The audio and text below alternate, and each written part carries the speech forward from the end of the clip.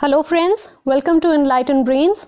आज हम शुरुआत करने जा रहे हैं ब्लॉक नंबर 2 की, जिसका नाम है structure of material. Unit number 1 से इसकी शुरुआत करेंगे, जिसका नाम है genesis of themes preparation for writing. So इस यूनिट को हम 2 पार्ट्स में करेंगे। फर्स्ट पार्ट में हम कवर करेंगे जेनेसिस ऑफ थीम्स को एंड सेकेंड पार्ट में हम देखेंगे प्रिपरेशन फॉर राइटिंग को। जेनेसिस ऑफ थीम्स क्या होता है? सबसे पहले आपको जेनेसिस का मतलब पता होना चाहिए। इसका मतलब होता है ओरिजिन। और थीम क्या होती है? जैसे डेथ है, ये एक थीम है। अगर आप डेथ के ऊपर पोइट्री लिखोगे या फिर आप लव के ऊपर पोइट्री लिखोगे तो वो हो गई आपकी थीम। अब जो ये थीम्स हैं, इनका ओरिजिन कैसे होता है, आज की इस वीडियो में हम देखेंगे।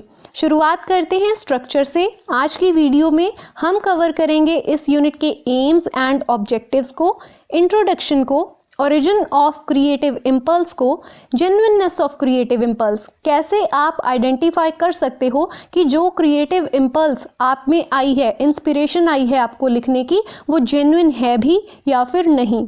The creative impulse as distinct from political and social motivation. Creativity जो होती है, जो आपको इंस्पिरेशन आती है लिखने की, वो कैसे पॉलिटिकल एंड सोशल मोटिवेशन से डिफरेंट होती है। सो इन टॉपिक्स को आज हम कवर करेंगे। चलिए देखते हैं एम्स एंड ऑब्जेक्टिव्स को। This unit seeks to explain the genesis of creative impulse in writer. Impulse क्या होती है? जब भी आपके दिल में लिखने की इच्छा आती है, उसको हम बोल देते हैं इम्पल्स। और क्रिएटिव इम्पल्स होती है जब आपका कोई पोइट्री लिखने का मन करता है, कोई क्रिएटिविटी का यूज़ करके आपका कुछ लिखने का मन करता है, वो हो गई हमारी क्रिएटिव इम्पल्स। सो ये जो यूनिट है, ये आपको एक्सप्लेन करेगी कि जेनेसिस ऑफ क्रिएटिव इम्पल्स कैसे आती है राइटर में। By the end of this unit, you should have learned to distinguish the features of genuine creative impulse. जब आप इस यूनिट के एंड तक पहुंच जाओगे तो आप डिस्टिंग्विश कर पाओगे, आप दोनों में अंतर समझ पाओगे कि जो जेन्युइन क्रिएटिव इम्पल्स होती है उसमें क्या फीचर होते हैं और जो फेक क्रिएटिव इम्पल्स होती है उसमें क्या फीचर होते हैं। जब आपको पता चल जाएगा तो आप कॉन्क्रीटली आप कुछ भी बहुत अच्छे से लिख पाओगे। इंट्रोडक्शन देख लेते हैं। This unit is concerned with the genesis of themes and the preparatory stage of writing. इस जो पूरी यूनिट है, इसको 2 पार्ट्स में डिवाइड किया हुआ है आपकी बुक में ही। पहली जो स्टेज होगी वो होगी genesis of themes and second stage है preparatory stage of writing. Mostly in poetry and short stories, theme occurs spontaneously. अब ये क्या कह रहे हैं? जब भी आप पोइट्री लिखते हो या फिर आप शॉर्ट स्टोरीज लिखते हो तो आपका एक ही मिनट में आपको एक ख्याल आता है और आप पोइट्री लिखना शुरू कर देते हो। अब इसमें ये है कि जब हम नॉवल लिखते हैं तब हम बहुत ज़्यादा सोचते हैं, हमें बहुत ज़्यादा थीम को अपने माइंड में उसके ऊपर वर्क करना पड़ता है। बट पोइट्री तो क्या होता है, आपके माइंड में कोई भी थॉट आया, आपने स्पॉन्टेनियसली उसके ऊपर लिखना शुरू कर दिया। While doing your routine work, you begin to feel that it will be good idea to put pen to paper and write on the theme that has come to your way. मान लीजिए आप घर का कोई काम कर रहे थे और अचानक आपने देखा कि बादल आ गए और बादलों के बाद बारिश शुरू हो गई। अब आप अपना काम कर रहे थे, आपको कोई मतलब नहीं था, बट आपने देखा कि काश मैं बादलों के ऊपर पोएम लिख दूं, तो आपने तभी क्या किया, पेन उठाया और आप लिखना शुरू कर देते हो। इसी को हम बोल देते हैं creative impulse. But sometimes short story poem fails to transform into what we have imagined and our impulse withers away.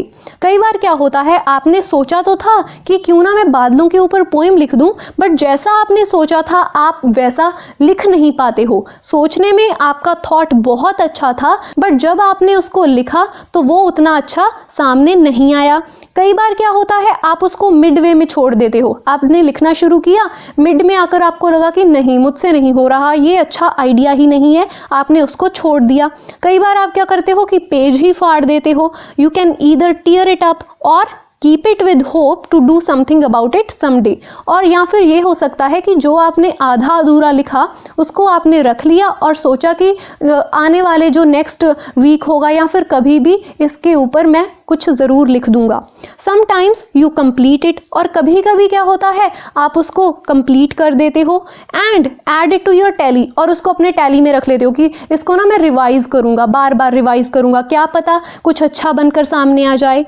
But you are never satisfied with it, but आप सेटिस्फाइड फील नहीं करते हो। सो ये आप सिनेरियो समझो, आप कोई काम कर रहे थे, आपको एक थॉट आया, आपको लगा मैं इसके ऊपर अच्छी पोइम या फिर इसके ऊपर अच्छी शॉर्ट स्टोरी लिख सकता हूँ, बट आपने जब उसको लिखना शुरू किया, मिड में आपको लगा कि ये अच्छा नहीं है, बट फिर भी आपने उसको कंटिन्यू किया, या फिर आपने उस पेज को ही फाड़ दिया कि ये तो थीम ही बेकार है।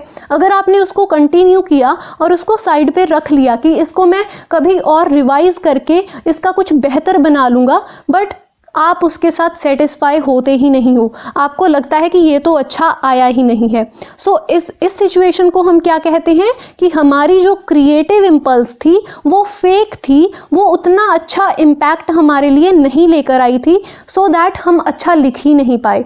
सो आप ये पहली बात हमने सीखी है अभी कि क्रिएटिव इम्पल्स जो होती है वो कभी कभी नष्ट हो जाती है, मतलब वो विदर्स अवे हो जाती है, आपसे दूर चली जाती है, आपने जो सोचा होता है उसको लिख नहीं पाते हो। सेकंड है ओरिजिन ऑफ क्रिएटिव इम्पल्स। अब इस क्रिएटिव इम्पल्स का ओरिजिन कैसे होता है? The origin of theme may allude you. कभी कभी क्या होता है, आपको पता ही नहीं होता कि ये ओरिजिन हुआ कैसे।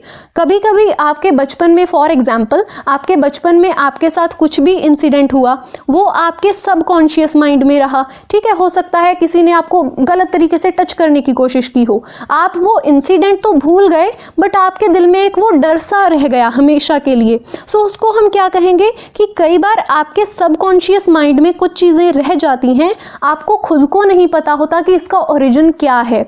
आप कुछ लोगों के लिए जेन्युइनली दिल से पेन फील करते हो, बट आपको पता नहीं होता कि ये मैं क्यों ऐसा फील कर रहा हूँ। सो कभी कभी जो ओरिजिन ऑफ थीम होता है, आप कोई टॉपिक लेते हो, आपने सोचा कि मैंने इसके ऊपर लिखना है, बट आपको एक्चुअल में आपको नहीं पता कि मैं ये क्यों चूज कर रहा हूँ। सो ओरिजिन हमसे दूर चला गया, बस हमें फील हो रहा है हमें इसके ऊपर लिखना है।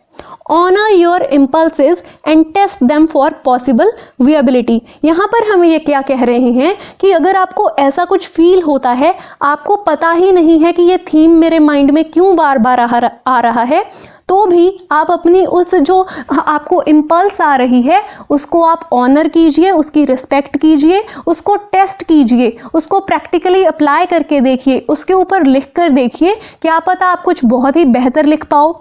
Origin of creative impulse could be anything. So ये क्या कह रहे हैं कि ओरिजिन कुछ भी हो सकता है।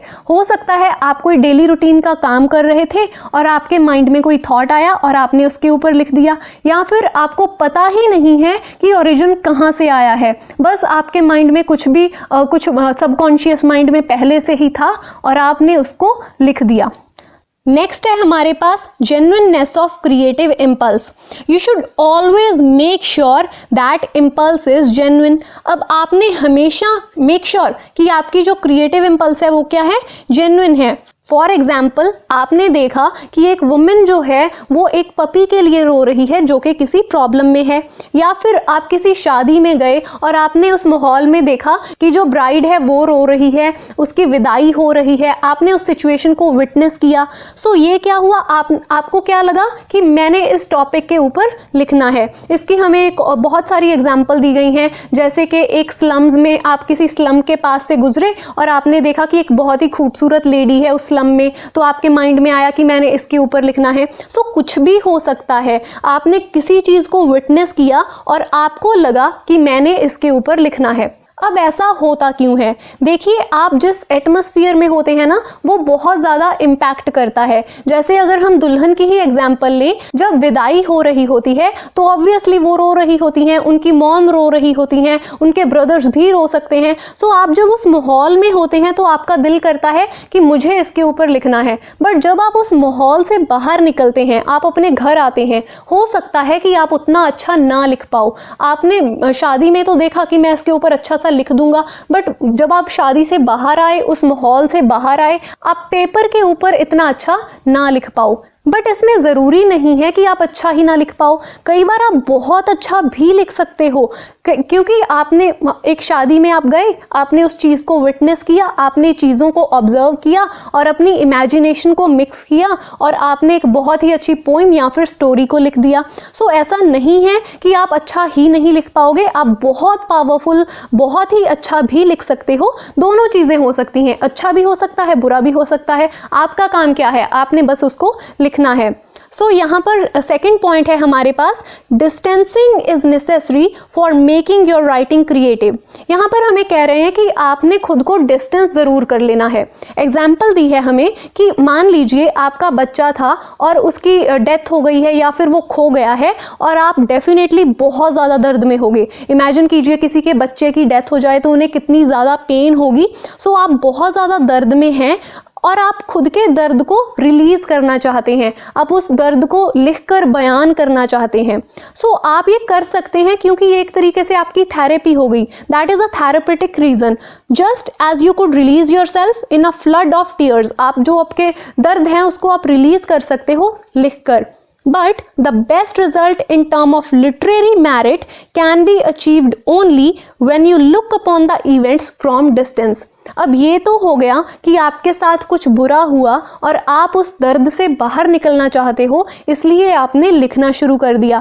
बट अगर हम लिटरेचर के पॉइंट ऑफ व्यू से देखें, लिटरेरी मेरिट को देखें, तो वहाँ पर हमें कहा जाता है कि आप खुद को अपने दर्द से दूर कर लीजिए। मान लीजिए आपके साथ कुछ हुआ, आपने उसके ऊपर, ठीक है आप थेरेपी के लिए लिख लो, बट 1-2 साल बाद जब आप उस दर्द से पूरी तरीके से उभर जाओ तो फिर उसके ऊपर जब आप लिखोगे ना तो वो चीज़ बहुत ही ज़बरदस्त बनकर सामने आएगी। उसमें क्या होगा, जैसे इसी बच्चे की एग्जाम्पल लेते हैं। मान लीजिए किसी पेरेंट ने अपने बच्चे को खोया, जब वो 1-2 साल बाद थोड़ा उस दर्द से बाहर आ जाएंगे, उस दर्द से खुद को दूर कर लेंगे, तो क्या होगा कि वो और पेरेंट्स की सिचुएशन भी समझने लग जाएंगे। जितने बाकी पेरेंट्स हैं जिन्होंने अपने बच्चों को खोया है, वो उनको भी बहुत अच्छे तरीके से अपना जो मैसेज है वो कन्वे कर पाएंगे। सो वो जो लिटरेरी मेरिट बनती है खुद को अपने दर्द से दूर करके या खुद को अपने इमोशन से दूर करके, वो बहुत ही अच्छी होती है। इसीलिए आपको सजेशन दिया गया है कि जब आप किसी दर्द में हो तो ठीक है आप थेरेपी के लिए अपना लिख सकते हो, अपने आप को एक्सप्रेस कर सकते हो, बट बेटर होता है कि आप खुद को डिस्टेंस कर लो अपने दर्द से और फिर उसके ऊपर लिखना शुरू करो। Your literary piece would then be both authentic in terms of emotion experience and objective in terms of expressed thought. The ideal combination that any writer could devotedly wish for. Her writer चाहता है कि जो वो लिखे वो बहुत ही authentic लगे और बहुत ही ऑब्जेक्टिव हो, और इस चीज़ को आप तभी अचीव कर पाओगे जब आप अपने दर्द से या अपने इमोशन से खुद को दूर कर लोगे। इसीलिए विलियम वर्ड्सवर्थ की एक फेमस फ्रेज है, emotions recollected in tranquility as the base of poetry. ये कह रहे हैं कि अगर आपने ज़िंदगी में किसी भी इमोशन को फेस किया है, किसी इंटेंस इमोशन को फेस किया है, अगर आप उन्हीं इमोशंस को यूज़ करोगे, रिकलेक्ट करोगे और शांति में बैठकर उनका यूज़ करोगे, तो आप बहुत ही अच्छा बेस बना सकते हो अपनी पोइट्री के लिए, आप बहुत ही अच्छे पोइट बन सकते हो। नेक्स्ट है हमारे पास the creative impulse as distinct from political and social motivation. अब इसको ध्यान से समझिए, पॉलिटिकल एंड सोशल मोटिवेशन किसे कहा गया है। देखिए पॉलिटिक्स तो आप समझते हैं ना, जो भी देश में पॉलिटिक्स चलती है, और सोसाइटी। कई राइटर्स ऐसे होते हैं जो पॉलिटिक्स के साथ काफ़ी ज़्यादा इन्वॉल्व होते हैं, या फिर वो सोसाइटी को एक डिफरेंट नज़रिए से देखते हैं। वो देखते हैं कि सोसाइटी में कितनी ज़्यादा बुराइयां हैं और वो उन्हीं को टारगेट करके लिखते हैं। बट यहाँ पर जो क्रिएटिव राइटर होते हैं वो डिफरेंट होते हैं, और ये जो पॉलिटिकल एंड सोशल मोटिवेशन के साथ रिलेटेड राइटर होते हैं उनको हम जर्नलिस्ट बोल सकते हैं। ठीक है, as a writer you should consider the impulse as creative only when you react to situation primarily because it is interesting from human angle. अब यहाँ पर डिवीज़न हो गई है, क्रिएटिव राइटिंग अलग है, पॉलिटिकल एंड सोशल इश्यूज को target करके राइटिंग जो होती है वो अलग है। अब यहाँ पर ये क्या कह रहे हैं, आपको तभी लिखना चाहिए जब आपको लगे कि हाँ ये ह्यूमन एंगल से ये जो टॉपिक, ये जो थीम मैंने चूज़ किया है ये काफ़ी इंटरेस्टिंग है, और जो भी क्रिएटिविटी आप करोगे उसमें आप अगर बाद में सोसाइटी के लिए कोई अच्छा मैसेज देना चाहते हो तो आप वो बाद में दे सकते हो, बट आपका पहला फोकस होना चाहिए आपकी क्रिएटिविटी। यहाँ पर आपको एक चीज़ क्लियर हो गई होगी अब तक कि क्रिएटिव राइटिंग एंड पॉलिटिकल और सोशल मोटिवेशन को लेकर लिखी गई जो चीज़ें होती हैं वो टोटली अलग होती हैं। सो आपने भी इनमें डिफरेंस रखना है। इसकी एक एग्जाम्पल है, suppose you are strongly motivated to expose the evil of social justice. आपके दिल में है कि मुझे जो सोसाइटी में बुराइयां हैं उनको दिखाना है दुनिया को। Undoubtedly such motivation would govern your outlook on the human conditions. अब यहाँ पर क्या होगा, जो भी आप जिन भी चीज़ों को देखोगे वहाँ पर आपको ना बहुत ही आसानी से बुराइयां दिखाई देने लग जाएंगी। आप स्मेल कर लोगे कि यहाँ पर इनजस्टिस हो रहा है, यहाँ पर गलत हुआ है, which to some others may be no more than curiosity। अब ये क्या कह रहे हैं, जो एक इंसान है जो सोसाइटी में से बुराइयां निकालना चाहता है वो क्या देखेगा कि इसके साथ बुरा हुआ है, इसके साथ जुल्म हुआ है, वो ये चीज़ें देखेगा। बट एक क्रिएटिव राइटर जो होता है उसका पर्पस बेसिकली ये होता है कि आपने अपनी ऑडियंस को इंटरटेन करना है। आपको लाइफ में दोनों चीज़ों को मिक्स नहीं करना है। आपका मेन फोकस क्रिएटिविटी है तो आप वहीं पर फोकस कीजिए। अगर आपका फोकस सोशल या फिर पॉलिटिकल इश्यूज हैं तो आप वहाँ पर फोकस कीजिए, मिक्स मत कीजिए। There is nothing wrong in writing something with an aim to highlight an issue। इसमें कोई बुराई नहीं है कि अगर आप अपनी राइटिंग के द्वारा किसी इशू को हाईलाइट करना चाहते हैं, but the base of your writing should be creative impulse. But आपका जो बेस होना चाहिए राइटिंग का वो होना चाहिए क्रिएटिव इम्पल्स। अब क्योंकि आप क्रिएटिव राइटर बनना चाहते हैं तो आपका फोकस क्रिएटिविटी के ऊपर ही ज़्यादा होना चाहिए। हमारी बुक में से मैंने एक एग्जाम्पल ली है। The late Bhagavati Panigrahi, a noted writer who was also the founder of Communist Party of Orissa, wrote a story named शिखर। अब इन्होंने एक स्टोरी लिखी जिसका नाम था शिखर और इसी स्टोरी के ऊपर बाद में एक फिल्म बनी जिसका नाम था मृगया। थीम क्या था इस स्टोरी का? Social injustice. इस स्टोरी में घिनुआ नाम का कैरेक्टर है जिसको फांसी की सज़ा सुना दी गई है क्योंकि उसने एक विदेशी एडमिनिस्ट्रेटर का गला काट दिया है और वो विदेशी एडमिनिस्ट्रेटर था वो बहुत ही जालिम था, बहुत ही पैसे के लिए लोगों को परेशान करता था, ऑप्रेस करता था। सो थीम है इसकी सोशल जस्टिस। इस स्टोरी में बहुत ही चार्मिंग वे में सच्चाई को दिखाया गया है, बट ऐसा नहीं है कि कॉलोनियल टाइम में जो सोशल इनजस्टिस होता था उसको डायरेक्टली टारगेट किया गया हो। वो इनडायरेक्टली टारगेट हो गया है बट उसके ऊपर डायरेक्ट फोकस नहीं है। डायरेक्ट फोकस था हमारे कैरेक्टर के ऊपर। सो इसमें से हमें सीखने को क्या मिला? देखिए, आप एक क्रिएटिव राइटर हैं, आपने अगर सोशल और पॉलिटिकल इश्यूज के बारे में लिखना भी है तो वो आपकी सेकंड प्रायोरिटी होनी चाहिए, क्योंकि आपका जो फोकस होना चाहिए वो हमेशा आपकी क्रिएटिव इम्पल्स के ऊपर होना चाहिए। अगर आप अपनी क्रिएटिव इम्पल्स, अपना जो भी आप क्रिएटिविटी को अगर आप ठीक कर लोगे तो बाद में अगर आप कोई सोसाइटी को मैसेज देना चाहते हो या आप किसी पॉलिटिकल पार्टी को या किसी को भी टारगेट करना चाहते हो तो वो आप बाद में कर सकते हो। यही इसका लेसन था। आई होप आपको इस टॉपिक की समझ आई होगी। अगर आपको कोई भी डाउट है तो आप कमेंट कर सकते हैं।